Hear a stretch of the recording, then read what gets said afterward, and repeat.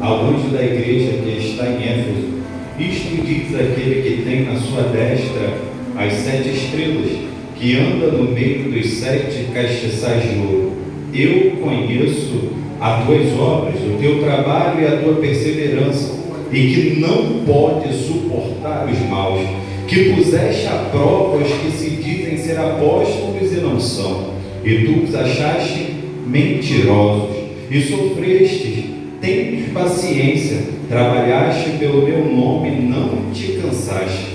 Tenho, porém, contra ti, que deixaste o teu primeiro amor. Lembra-te, pois, de onde caíste, arrepende-te e pratica as primeiras obras, pois senão, brevemente a ti virei, e tirarei do seu lugar o seu castiçal, se não te arrependeres. Amém, irmãos? Amém! Oh, aleluia, Santo de Israel. É muito bom estar ministrando aqui mais uma vez. Aleluia! O pastor Leandro trouxe uma mensagem que me lembrou muito uma antiga mensagem minha, que eu falo que para a nova geração viver, a antiga tem que parar de sangrar. Oh, aleluia! Para a nova geração sobreviver, a antiga tem que deixar de ficar doente. A antiga geração falha, e por causa do erro e da doença do antigo, os novos acabam adoecendo, e vemos muitas jovens aí perdidos no mundo. Amém? Amém. Mas a mensagem de hoje fala sobre a igreja de Éfeso, uma igreja que todos nós conhecemos através da carta de Paulo. Paulo escreveu a carta dele por volta de 50 depois de Cristo, numa época onde a igreja de Éfeso era grande, proeminente, onde a igreja estava com um financeiro bom, era uma igreja que cresceu e se alicerçou na palavra. Mas se formos notar como era aquela cidade de Éfeso, Éfeso tinha o maior templo pagão da sua época, era o templo de Diana dos Éfesos. Era um templo que tinha cerca de 1000 sacerdotisas prontas para satisfazer os desejos carnais de qualquer um que chegasse ali. A prostituição, a promiscuidade, o pecado tomava conta daquela cidade. Aquele templo, ele era conhecido por ser um lugar de asilo. O que era isso? Qualquer ladrão, qualquer corrupto, qualquer assassino que conseguisse entrar naquele templo, ele teria asilo, ele não seria preso, não seria morto, não poderia ser tocado. Então era um lugar onde muitas pessoas de má índole gostavam de ir. A cidade de Éfeso era uma cidade que tinha o maior porto da sua época, então era a rota necessária para os comerciantes. Qualquer um que quisesse chegar a Roma precisava passar por Éfeso. Sabemos que Esmina era a capital administrativa de Roma, mas Éfeso era a capital do comércio de Roma. Éfeso era a rota necessária para qualquer um que quisesse conhecer a cidade romana.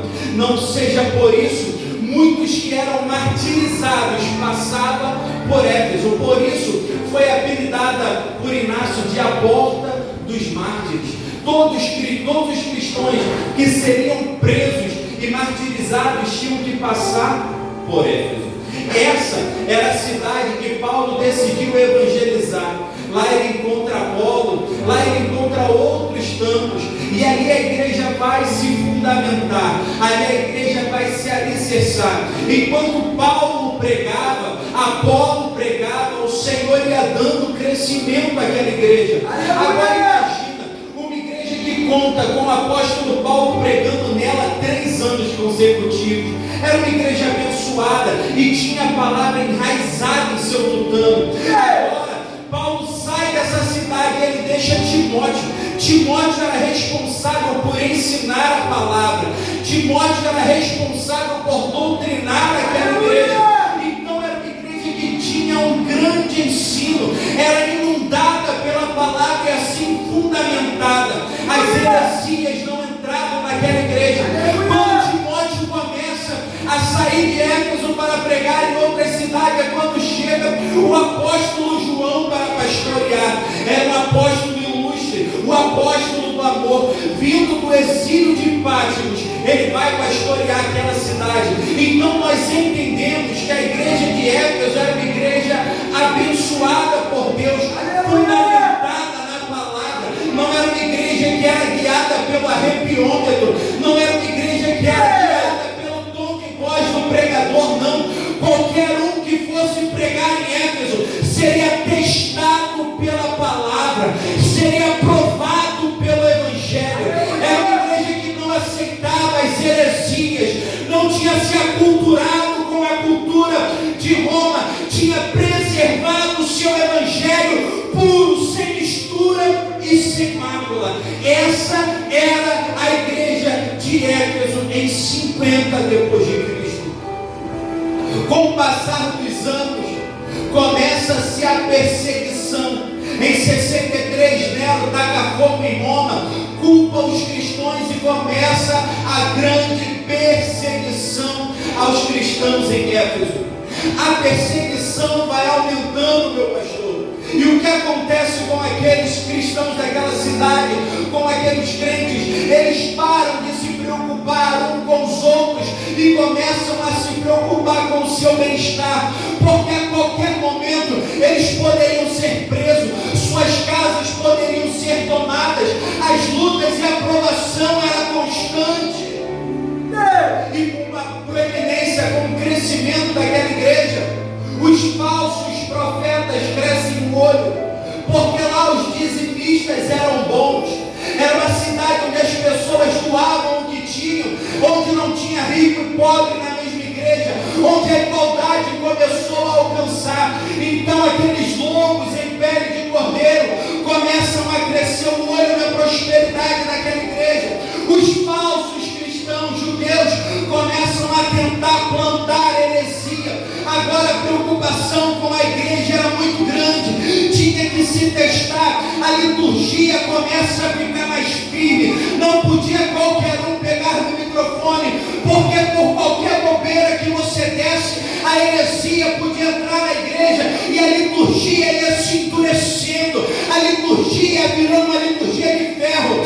Não pode pregar dessa forma, as palavras têm que ser benditas. Para pregar tem que estudar teologia, para pregar você tem que entender o fundamento do fundamento. E a pessoa, quando se convertia, ia para a igreja e tinha que seguir aquela liturgia, mas a preocupação de um irmão com o outro começa a desaparecer. A preocupação com a necessidade mútua dos irmãos começa a sumir. E é nesse período que a carta vai chegar a essa igreja. 40 anos se passam desde a carta de Paulo, vem a carta de João, que fala e tem um elogio, como todas as 7 cartas, começa com uma forma de expressão e uma ilustração do próprio Cristo, que sempre se refere a algo daquela cidade. João ele vai falar que quem manda aquela carta era aquele que tinha as 7 estrelas na palma da mão, aquele que andava no meio dos castiçais. O que João está falando? Que quem estava escrevendo a carta era o dono da igreja. Não importa se a igreja é perfeita ou se ela tem defeito, o Senhor continua andando no meio dos castiçais.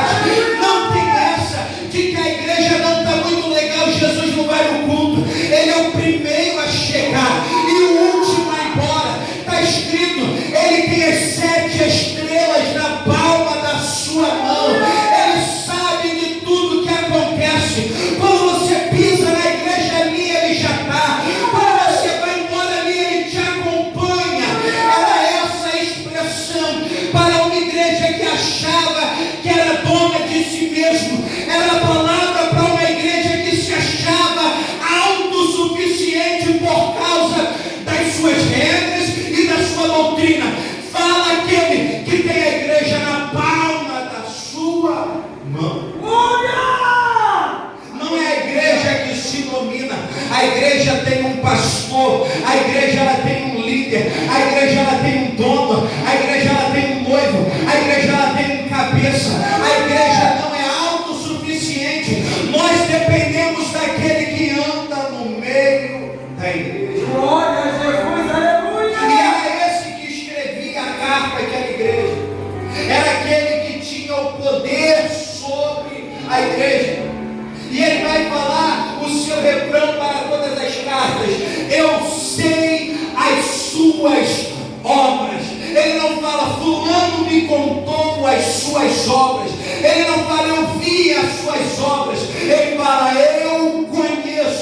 eu sei as suas obras, aquilo que o homem não vê, aquilo que a tua família não sente, aquilo que o teu vizinho não sabe, aquilo que o teu filho não percebeu. Ele conhece as suas obras, ele conhece o seu sofrimento, ele conhece as suas dificuldades, ele sabe onde seu calo aperta, ele sabe até onde você pode ir. Eu conheço as suas obras.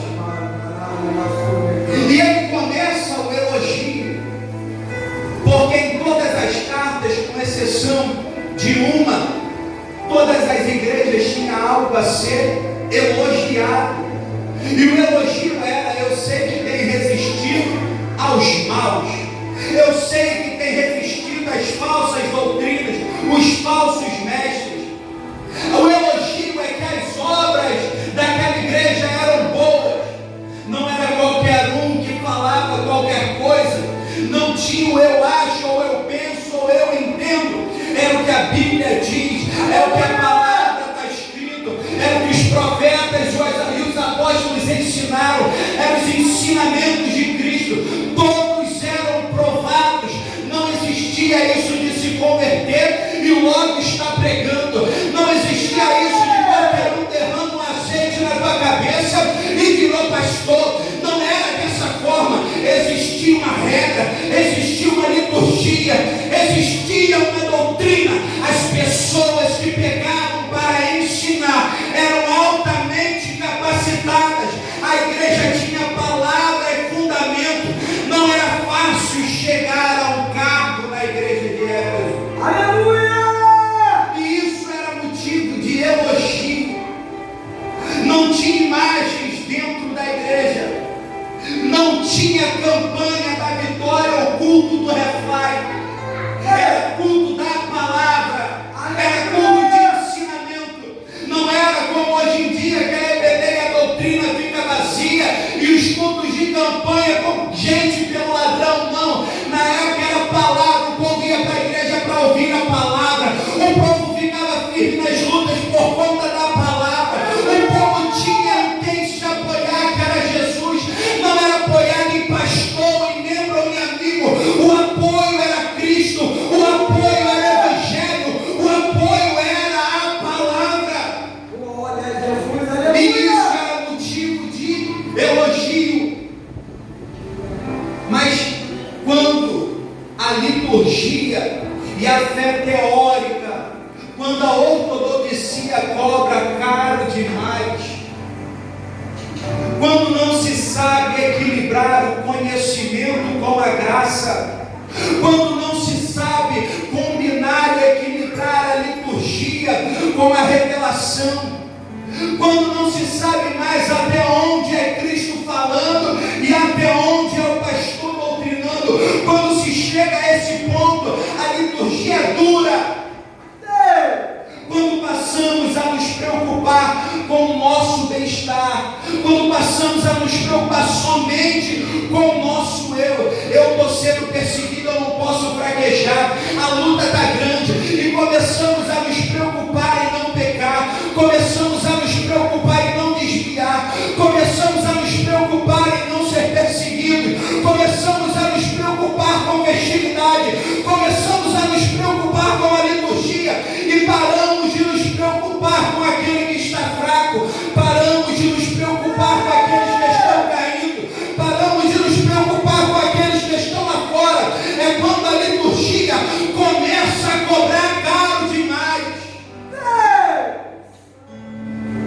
A graça, ela foi nos dada para nos transformar para a nossa salvação, mas não podemos pensar tanto em nós mesmos e esquecermos que sempre tem alguém que precisa de ajuda. Oh, aleluia! Quando João escreve, guiado por Cristo, e repreende a igreja por ter se afastado do seu primeiro amor, ele não está falando que a igreja parou do reteté, ele não está falando que a igreja parou de ler a palavra, ele não está falando que a igreja parou de orar. O amor que ele fala aqui é o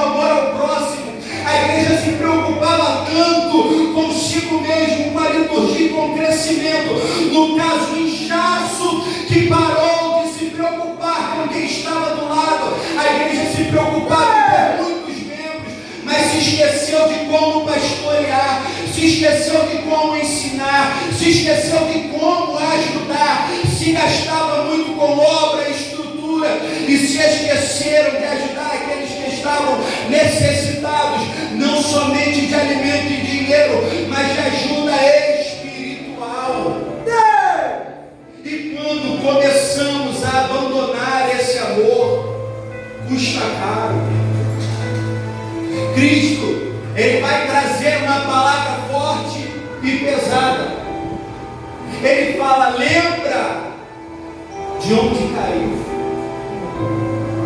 Para voltar ao primeiro amor, temos que dar 3 passos. Lembrar de onde caímos.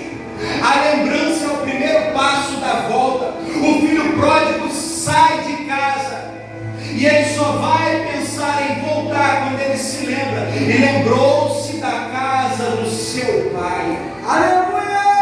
A lembrança é o primeiro passo da volta.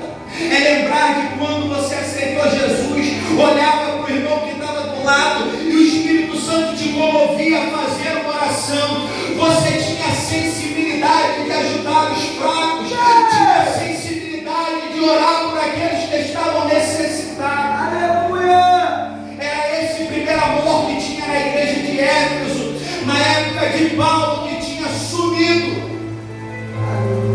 E meio às perseguições e às lutas do dia a dia, tendemos a esquecer do próximo, porque começamos a nos preocupar com a nossa própria salvação. Mas sabe qual é o maior perigo? Essa igreja tinha preocupação consigo mesmo, e mesmo assim eu me pergunto, como uma igreja com tantas boas obras, com tanta palavra, quase perdeu a salvação. Está escrito: se arrependa, porque em breve virei sobre ti, e se não se arrepender, será tirado o seu castiçal. As obras de amor com o próximo e com a igreja têm que ser constantes. Não há desculpas ou argumentos para quem abandona o primeiro amor. Então o primeiro passo é lembrar de como você era quando se iniciou o Evangelho. Aleluia! Como você era quando o Espírito Santo ardia em seu coração o desejo de pregar as nações. Glória a Deus! Aquele desejo que cresceu dentro de você de louvar para a multidão e ver pessoas se prostrando aos pés de Cristo. Esse desejo não pode sumir. Aleluia! E aquela igreja foi perdendo este primeiro amor. E a orientação foi: lembra-te de onde caiu. Porque é fácil entendermos aonde mudamos de rumo quando nós lembramos como estávamos e como estamos. Cadê aquela paixão e aquele fogo pela oração nas madrugadas? Oh, aleluia! Vemos igrejas hoje em dia que precisam estar se aculturando com o mundo para ter um inchaço, porque são pessoas que vêm, mas não se estabilizam. Depois de um tempo estão no mundo novamente, porque não experimentam a conversão, vêm pela adaptação, vêm porque se identifica. Eu me identifico com esse pastor, eu me identifico com essa armação, eu me identifico com essa liturgia, mas não se identifica com o caráter de Cristo, não se identifica com os mandamentos cristãos, não se identifica com a fé. E os alicerces estão fundados na areia. E acaba abandonando o primeiro amor. Mas a palavra sempre nos orienta à volta. E lembrar é o primeiro passo. O segundo passo para voltar ao primeiro amor é se arrepender. Não adianta saber aonde você caiu, não adianta saber aonde você errou, não adianta entender que ali você mudou, se não obtiver o arrependimento. Eu ouvi uma frase, isso ficou no meu coração: não vai para os céus que não pegam, não vai para o céu aqueles que não se arrependem. O céu é para aqueles que se arrependem dos seus pecados. Lembra-te de onde caíste e se arrependa. É chegar, pensar, eu era assim, em determinado momento eu tropecei, Senhor me perdoa, eu não tornarei a cometer esse erro, eu não tornarei a cometer essa falha, Senhor. Em dado momento eu parei de orar, me perdoa, eu vou voltar a orar com tamanha intensidade, Senhor. Eu ajudava tantas pessoas e por causa do dia a dia do trabalho eu tenho dificuldade, mas eu tornarei, me perdoa. Eu não poderia ter deixado a minha chamada de lado, eu não poderia ter deixado as ordens que eu recebi do meu Senhor de lado por causa das demandas do dia a dia. Me perdoa. O Senhor, Ele não fala para você voltar do zero, Ele fala para você olhar e lembrar de onde você errou e se arrepender do seu erro. Aleluia! Se arrepender é não voltar a cair no mesmo erro. Me perdoa, Senhor. Tem gente que ama dar desculpas para Deus. Quando erra, quando peca, dobra o joelho e fala: Senhor, eu sou falho. A sensação que eu tenho é que às vezes a gente quer colocar a culpa dos nossos pecados em Deus, como se a graça não fosse suficiente para mudar o seu caráter. Se você peca é porque você decidiu pecar. Então se arrependa do seu pecado, não culpe a Deus. Não seja como Adão, foi a mulher que tu me deste. Não culpe a Deus, eu sou falho, eu sou um ser humano pecador. Como se fosse impossível abandonar o pecado. João disse: se porventura pecar, se porventura não é via de regra, é exceção. Aleluia! Sinal que a graça é suficientemente boa para transformar o seu caráter de homem pecador a homem santo, sem ruga e sem mácula, porque devemos nos apresentar com vestes brancas. Aleluia! Não devemos inventar desculpa. Se arrepender é identificar o seu próprio erro e querer mudar de fato, e não colocar a culpa em outro, não colocar a culpa em Deus. E a regra e os passos que Jesus dá são esse: lembra-te, arrepende-te e torna as primeiras obras. Ele não fala, volte do início, começa a caminhada toda de novo. Ele fala, de onde você parou, daí você continua. Ele não quer apagar o que você fez de bom, Ele quer que você torne a fazer o que é bom.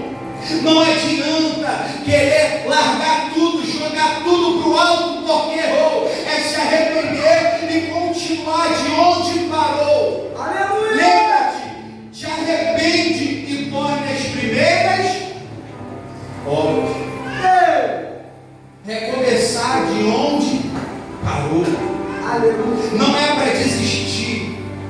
Lembra-se, Éfeso era a cidade tomada pelo pecado, pela maldade, pela promiscuidade, e o Senhor foi lá e tirou. Ele arrancou tudo que era mal, arrancou o que era ruim, arrancou a prostituição, arrancou a idolatria, arrancou o mal, arrancou tudo de ruim daquela igreja, plantou, regou, deu um crescimento. Ele não fala para aquela igreja, volte ao início, não.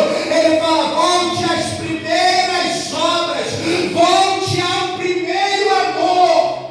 Aleluia! A igreja estava plantada, a igreja estava grande, mas a igreja tinha abandonado as primeiras obras. Mas Ele quer que você continue de onde você parou. Então entenda,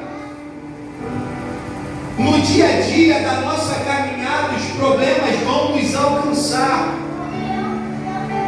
Imagine, Éfeso era uma igreja grande, e a perseguição chegou até lá. Temos outra Esmirna. Esmirna era uma igreja rica, era uma cidade rica, bela, a capital administrativa de Roma, mas a igreja em si era pobre, perseguida, sabe por quê? Pelo simples fato de ser cristão. Você é cristão, você não tem casa. Você é cristão, seu IPTU vai ser mais alto. Você é cristão, sua conta de luz é mais alta. Você é cristão, eu vou tomar o teu carro. Você é cristão, não tem direito a ter uma bicicleta. Esmirna era perseguida também. Ser cristão não é estar à parte das perseguições, não, muito pelo contrário. É saber que você será perseguido, mas a tua vitória não está nessa terra. Aleluia! A sua vitória está na próxima. Glória a Jesus. Aleluia. Que é quando olharmos para o céu e no som de trombeta e alarido ouvimos aquela voz chamando a igreja. As lutas, as provas e as enfermidades vão chegar. Por causa de muitos pregadores inconsequentes, a igreja criou uma fé dependente de milagres. Se você tem uma enfermidade, para você enraizar a tua fé, você depende de uma cura. Se você está desempregado, para a sua fé estar estável, você tem que ter um emprego. E a fé foi usando os milagres de moleta. A igreja já não caminhava com Cristo, queria caminhar com os milagres. E a igreja de hoje em dia não é diferente.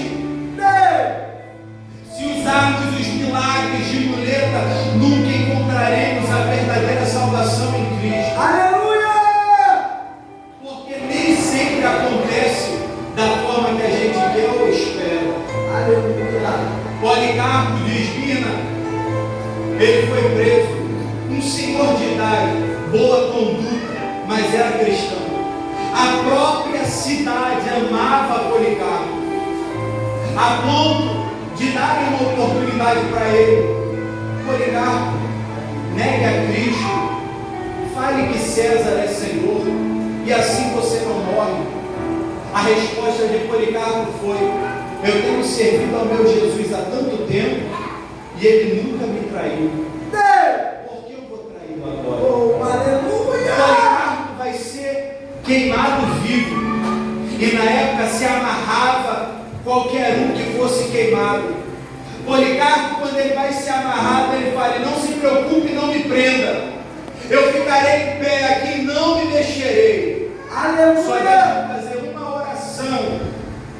E ele ora, e está com fogo. Isso diz a história.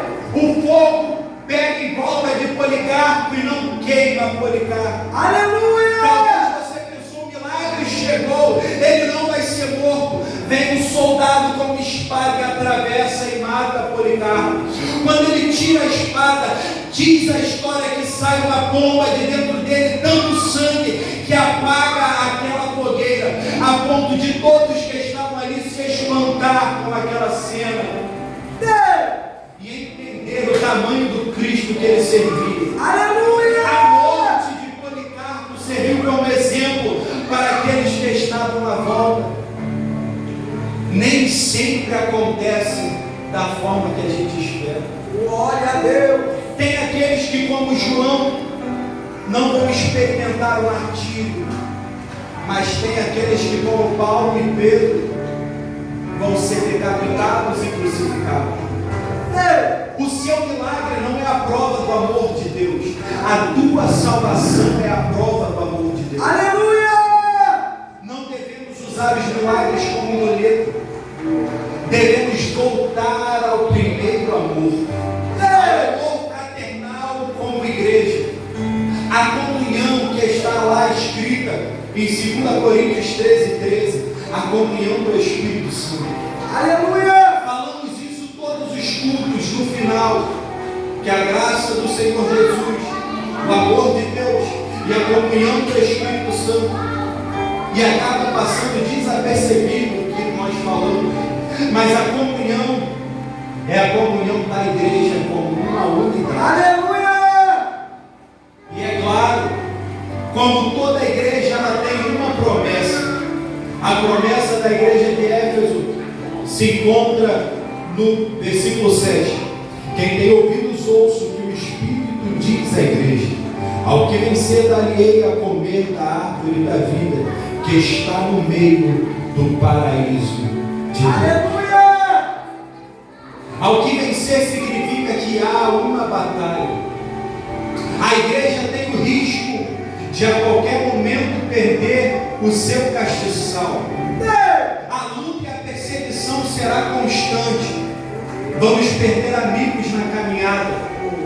Pessoas vão nos apunhalar e falar mal pelas costas. Pessoas vão nos caluniar.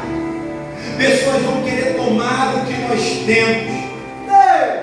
Tem momentos que nós vamos ter que fugir e nos esconder dentro de uma caverna para que a morte não nos encontre.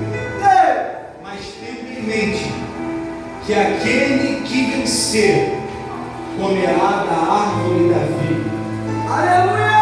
Aquele que vencer irá estar com Cristo na eternidade. Aleluia! A fé não é uma brincadeira. Não brincamos de culto.